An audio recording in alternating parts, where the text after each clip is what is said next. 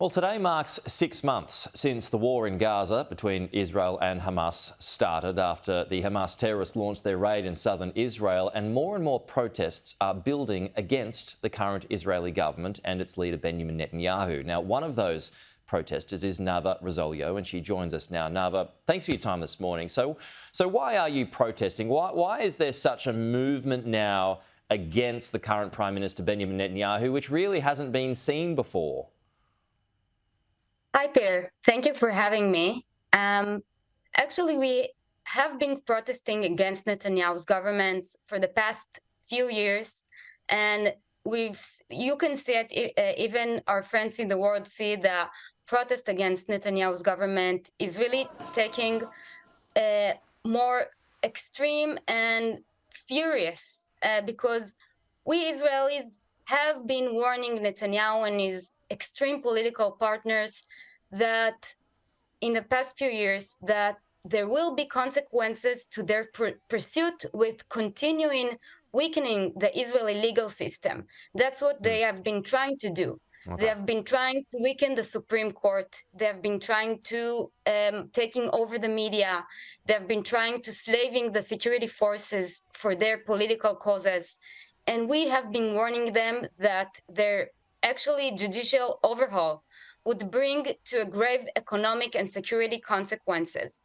Okay, and so now let me just jump in there. Yeah, so that's a Sure. good clarification there. It's going. We've covered a fair bit on those stories relating to the courts as well. So it's going back to then. Just in terms of this current war, though, do you support it or not? Of course, Israel have been dealing with a very brutal attack by the Hamas at October 7th. And of course, Israel have the right and even the moral justice to protect their security and first of all, bring our loved one homes, our hostages and Israelis that were kidnapped from their homes back to their safe place in Israel. Okay. So this is our moral duty to bring them back home and to bring the security to Israel. So that war is being steered by the Prime Minister. We have, of course, we support the Israeli forces and the IDF, but we Israelis are concerned that what's leading the decisions of Netanyahu's government is not just the war, but also his personal interest and what his political partners demand from him. Okay. What's his personal interest, do you think, in this war other than eliminating Hamas?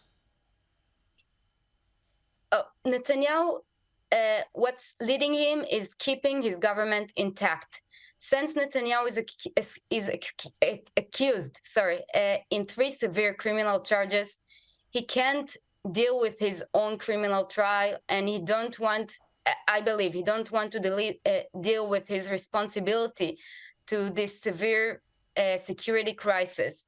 So he needs to keep his coalition intact at any price. And since he has very extreme and radical forces in his coalition, he needs to keep them satisfied. And maybe that's part of the things Netanyahu considers when he make decisions for Israel. Okay, if not Benjamin Netanyahu, then who?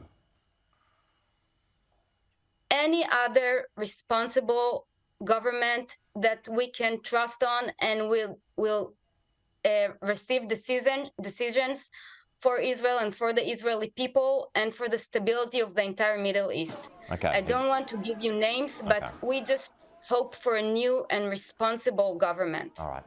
Nava Rozolyo, thanks so much for your time this morning. We'll chat to you again soon.